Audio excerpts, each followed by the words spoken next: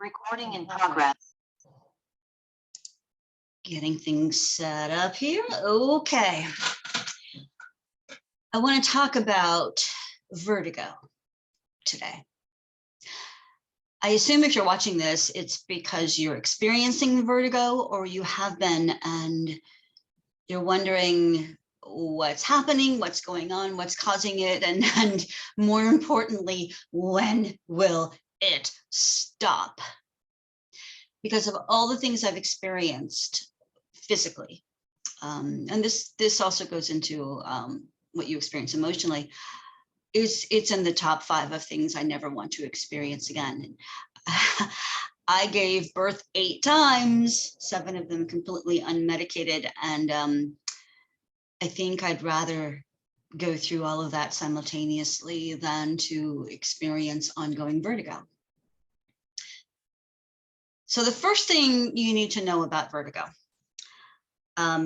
is you want to know what's the source, what's the cause of it, so you know how to treat it, because what works for one type of vertigo may backfire for you with another type of vertigo.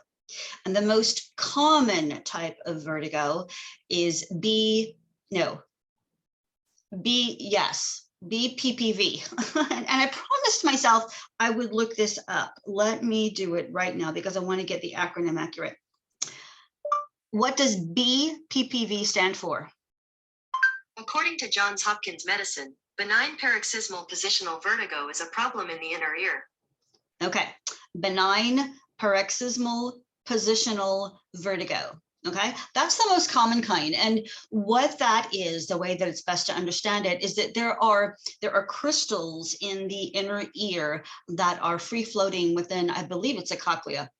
And they need to be in a particular position in order for the messages of balance and equilibrium to be felt in your body.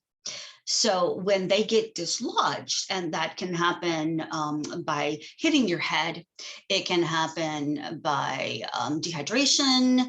Let's see, what are some of the other causes? A virus, just about anything can cause them to go out of whack, to come out of alignment. And when that happens, they're giving mixed signals to your brain about your position. So it feels like the world starts to spin. It does this thing, and my apologies to you if you're watching this.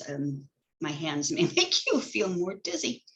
So it's best to start there. You know, when something happens, assume horses before you go assuming zebras, and way before you go assuming unicorns or Pegasuses. Pegasi? No, I'm not sure what the plural of Pegasus is. Anyway, if you see a bunch of Pegasuses, then you know, yes, that's a different topic. So start with that. And there are many different maneuvers that you can do to get those crystals back into place. You can do them alone or with someone to help you, a partner, someone in your house, someone who can watch the video for you perhaps and walk you through it, because it's really hard to watch the screen and do these positions. And it's a series of rotations. There's nothing painful. There's nothing invasive. And if the crystals are out of whack, out of alignment, and the movements can bring you back into alignment, then you should get almost instantaneous, immediate relief. Sometimes you have to repeat them several times a day for a few days in order to get the relief. Each situation may be unique. Upheavally maneuver is one of the most well-known types, and there are several other Upheavally-like types. So you could go to a physician, a physical therapist, you can go to a chiropractor, acupuncturist, or really anyone who can look up the video for you on YouTube, watch it a couple of times, and then direct you through it. And it's simple, again, not painful.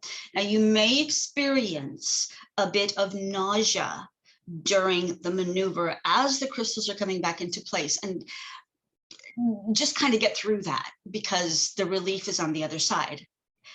If the type of vertigo you have is indeed Bppv. And again, the vast majority of cases is that. Now, years ago, when I was pregnant, it was just before my 3rd miscarriage, which was between babies 7 and 8. I had pretty bad vertigo for the first time.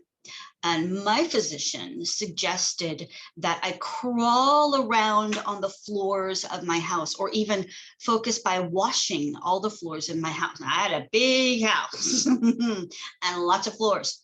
And what this was doing was getting me to hyper focus on a particular task, but letting my body integrate the lay of the land, so to speak. This was an older Victorian in which nothing was plumb, level, or square. So my visual acuity was seeing all of these things that were slightly askew, and it was affecting me. And also because I was pregnant and didn't know it at the time, it was affecting me. So that's another thing you can do. But I want to talk about a specific particular type of vertigo that I discovered that I'm living with. So my story of this bout of vertigo goes back to January 10th, 2019. And on that day, when I rolled over to get ready to get out of bed, my body stopped, but the room did not. It was just this horrible spinning, and I couldn't focus anywhere because everything kept moving according to my perception. That's called miasmus, when your eyes do this moving thing involuntarily. This is not something you control, and it's hard to focus, and dizziness, nausea. It was completely yucky, completely yucky. And I roll back over the other way. Same thing. This happened a few times until I realized, oh, I've got vertigo. So I made the assumption that I had Bppv, as I'd had before. And I couldn't remember the uply movements. So I had my partner watch a video and then move my body through them. And they're like, sitting down, turning your head, lying down in one direction, coming back up. There's several different stages to the movements. And it just takes a few moments, really. So I gave it my best shot, and I did not get the relief that I was desperate for. So we did it a few more times. And then I looked up other maneuvers that I could do by myself. And there are those. They involve kneeling and leaning forward and turning your head. And again, to my chagrin, I did not get the relief that I was becoming more and more desperate to receive. So I began the rounds of investigation. I went to my physician, my primary care physician, and with my particular insurance plan, I have to start with him before I go to anybody else. I'm on Oregon's version of Medicaid, so it's called the Oregon Health Plan. And there are some limitations to that insurance, what they will cover, what they won't. But I had to start with the gatekeeper, the PCP, primary care physician. I went to him and I was a new patient at the time. This was our introduction to each other. And he let me know that he had an aunt who experienced vertigo, and he had a lot of compassion for what I was going through. He took a lot of time with me, for which I was grateful. He's quite the phenomenal physician. Luck of the draw with that one. And I explained how I was feeling, and he tried again the uply and other maneuvers. Again, no relief. And he said, well, we're going to have to investigate a few things. There are a few, what he called the big guns, the bad guys, that can be the impetus for persistent vertigo. One of them is Meniere's disease, which includes hearing loss. So he thought a trip to the audiologist would be a good idea.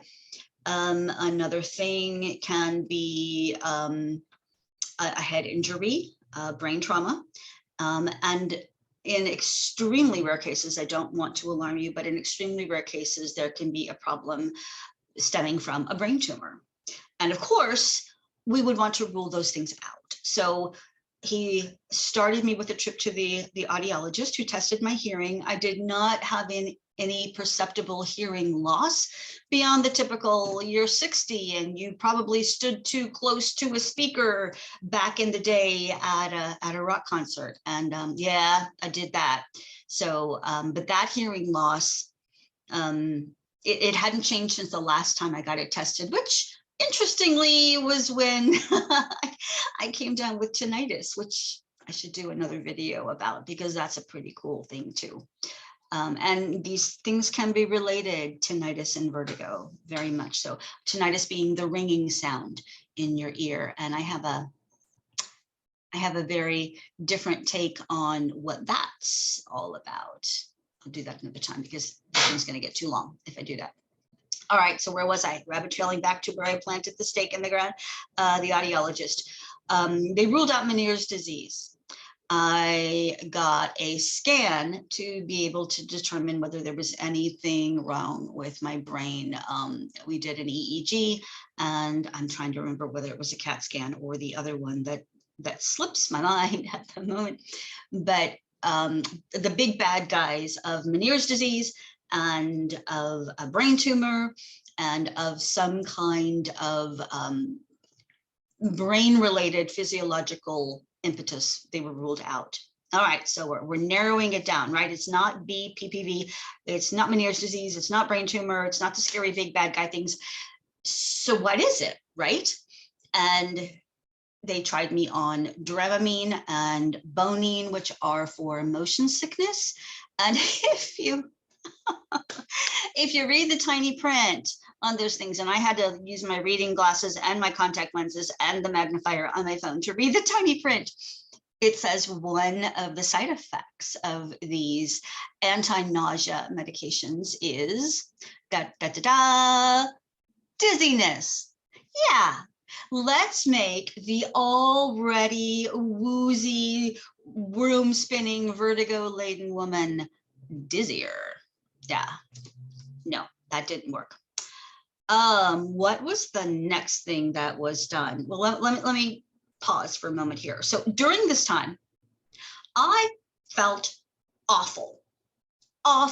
I mean, this was probably 1 month in, nothing was working. I wasn't getting any relief. The dizziness was continuous, but intuitively, somehow, I knew that I was not to give in to this impulse to sit down or lie down, but that I was to get up, I was to get out the door and do my regular life. And that included a lifetime habit of running 2 miles per day. And I got myself out there and I went running. Now I looked like, for the first quarter mile or so, like the neighborhood drunk woman weave, wobble, wobble down the road for a while, occasionally hugging a tree or a telephone pole for support, or yeah, it was rough. It was really rough, but I did it. And because there were lots of cross streets, of course, I'm looking from right to left. And I just intuitively knew I was to continue doing this. Your mileage may vary. I don't know your life. I don't live your life, but I knew that I had to do this for me. I knew it. I also knew that I was to continue with my business. I'm an artist and I teach art classes. I call them paint parties. I was going into restaurants and wineries and schools and retirement communities and teaching people of all ages a 2-hour paint party where I walk them through a painting. And that involves standing in front of people. That involves a lot of setting things up, going around and around tables. It involves a lot of cleanup. So if I got a bit of the wobblies, I would simply blame it on the glass of wine, because typically when we were doing these things, they're sometimes called paint and sip parties. And of course, it's not as easy to pull that off in front of elementary school children in the morning, why teacher is loopy. But I did explain to people, I'm contending with vertigo and I don't want to stop my life because I was contending with vertigo while I was looking for a solution, believing, hoping, counting on there being a solution so that the vertigo would abate and I could get my life back without it. So what I felt like, the spin outs happened episodically. It wasn't continuous after the first, I don't know, couple of weeks, I'd say let's say 3 weeks, the spins were happening. After that, what I was experiencing in my body felt like some sort of a hybrid between I'm coming down with something, I'm nursing a really bad hangover, and why can't I get off this boat? So that was sort of the feeling I would get. The nausea came and went. I was able to eat. I'm grateful for that. I was able to get out and do my life. I was able to drive. I tested that out really well. I don't want to be the person, who spins out of control on the road. So each person needs to be very sure of what you can handle and what you cannot while you're contending with this. Meanwhile, I'm still going to my doctor. And I remember one morning, I was lying in bed and I rolled over and I felt the woozies, the room spinning, the now familiar routine. And I remember saying out loud to the universe at large, what is it I need to know that I don't know? What do you want me to know about this? It was starting to feel like it was a message to me, clues that my body was being used to speak to me and I wasn't getting the message, and it was getting louder and louder. So I went out for my run. I get my phone and I stick it in a pouch, and I'll go to YouTube and listen to various podcasts while I'm running to sort of get my mind off how awful I felt initially. I would feel better by the end, but initially it was rough. It was just so rough. And I had to distract myself. And so I'm listening to, I don't know, some podcasts, I don't remember now. And all of a sudden, mid-run, it skipped to another podcast. And it was a podcast by a physician named Bppv. And he is a trauma specialist. If you don't know about him, you need to know about him. So go Google him when you're done with me. Get done with me first. Stay here. I'm not done yet. Bppv, Gabor-Mate. He's a Hungarian physician who knows a lot about trauma. And he was talking at that exact moment about the mind-body connection, that when we do not willingly feel our emotions with our emotional body, our physical body will take on that emotional expression and we will feel it as a physical symptom. This can happen with mental things we don't face, with emotional things we will not feel. And because the mind-body connection is inextricable, it's interconnected, it's woven together. And unfortunately, many doctors are taught a hyper-specialized field.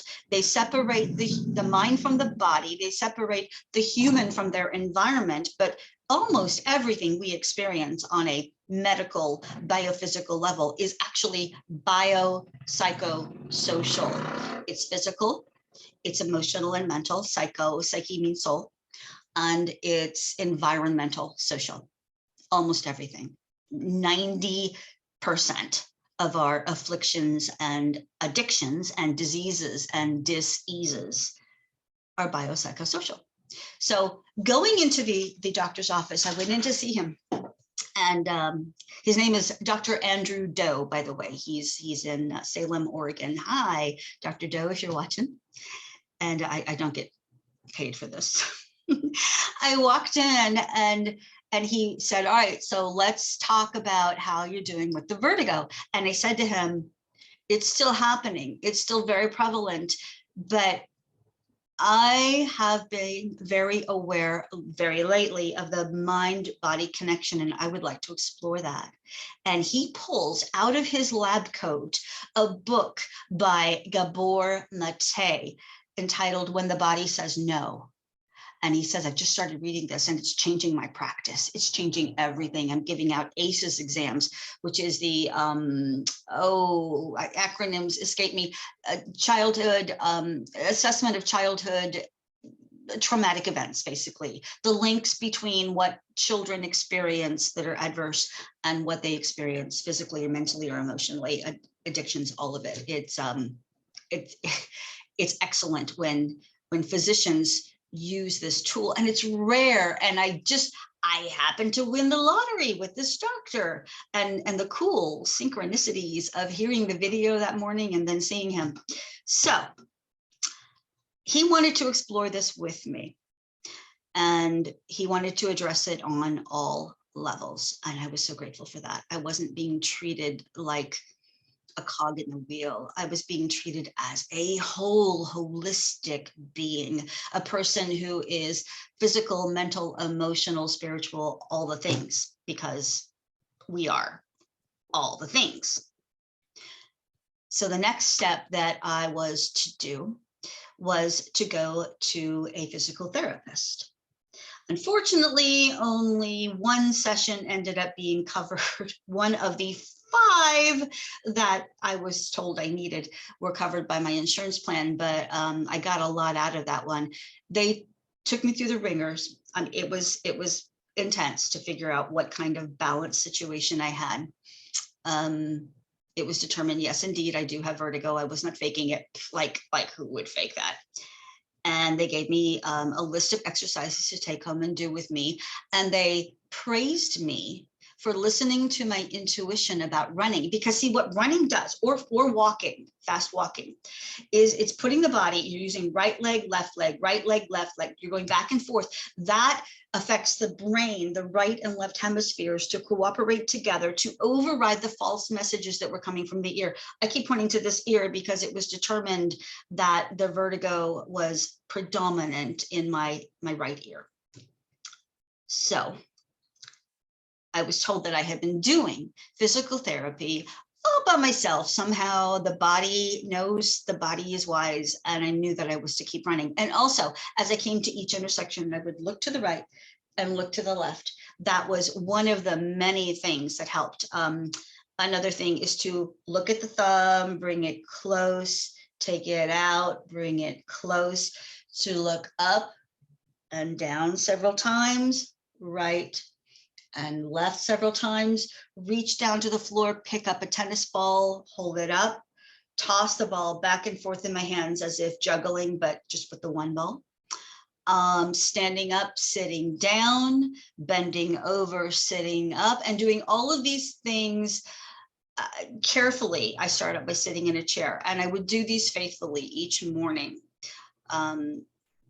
I don't know where you could find this without going to a physical therapist, but perhaps a search on Google, not a search on Gurgle. Searching on Gurgle will do nothing for you, but searching on Google may do something for you. So it was at my next appointment with my physician, after having ruled out all the things that they knew, they said, we believe, well, the question was, does it go like this, where it kind of goes down and then peaks and down and peaks and down and peaks and down, but the peaks seem to be getting lower with an occasional spike? And I said, yes. Like, how did you know? Well, apparently that's the pattern for vestibular neuritis. And I was diagnosed with that. And the way you get diagnosed is you rule out everything else. So it takes time. Vestibular neuritis doesn't have a blood test. It doesn't have any other kind of test. It's the inflammation of the vestibular nerve, which is way, way in there and way, way tiny and inaccessible. And it can become inflamed, infected with a myriad of ways. It can be bacterial, viral, herpetic, or fungal. So they'd already tried me on antibiotics to no avail. So it wasn't bacterial. They had put me on an anti-herpetic, no effect. So it wasn't herpetic. They had put me on a fungal drops or antifungal, and so it wasn't fungal. And what's left then is viral. And you know, we've all gotten real familiar with how viruses act. They come upon us. We don't know how they invade us sometimes, and they have a life of their own, using our bodies as their host. So this virus comes and goes at will and has its way with me without consent. Okay, without consent. That's what I had been experiencing. There are no treatments. There are no cures. It's pretty much learning to live with it. And I hate reporting that to you, because if you've just started getting vertigo and you've started to rule out some of the big bad guns, and you're starting to think, oh my God, do I have this? Please tell me you're over it. Please tell me you haven't been dealing with it since January 10th, 2019. And I wish I could tell you that, but I have been contending with this since January 10th, 2019. And if you had told me on day 3 that there would be a day 30 or a day 300, or that there would be, what was the day today? I looked it up, 1,142. If you had told me there would be such a day, I don't know what I would have done, because it felt like I could not live with it. I could not contend with it. But I have, and I am, and I'm living well. I'm an artist. I paint on the regular. I bend over things. I get underneath things. I get all these weird contortions to paint. You have to look weird to make beautiful art. I teach art classes, less so during the pandemic, but those are starting up again. I run regularly. I lift weights. I moved into this apartment where I'm living a year and a half ago, and I did most of that moving myself. I was up on ladders, hanging things. I have lived my life. And I believe you can too. Wherever you are, whatever you're contending with, whether you're on day 1 or day some other god-awful number, you can live with this. And here's one of the things I learned, and I'll go into this as well when I talk about tinnitus, the ringing sound. When I accept that a situation is upon me, when I, in the sense, surrender to reality, I don't have to like it, I don't have to want it or want it to continue. But if I resist it, if I fight it, it gets stronger, it gets more tenacious, because what we resist persists. So too with this. Ooh, that rhymed. Accidental Dr. Seuss channeling there. When I accept that this is my companion, it is with me, and not just that, there could be a yet unknown benevolent reason for this happening. I don't know why. I've been intending to do this video for 3 years now. I mean, I had to get into more awareness of what it was about before I could speak with any sort of authority or knowledge. But I've been intending to do this for at least a couple of years now. I wanted to be helpful to other people who were struggling. And I put it off because, you know, life happens. But lately, I've had about, I'd say close to a dozen now, friends that I know through Facebook or in real life, writing to me publicly or privately and saying, please tell me how you're dealing with vertigo. I've had it for 7 days, 10 days, a month, whatever, and it's debilitating. How are you functioning and even thriving with it?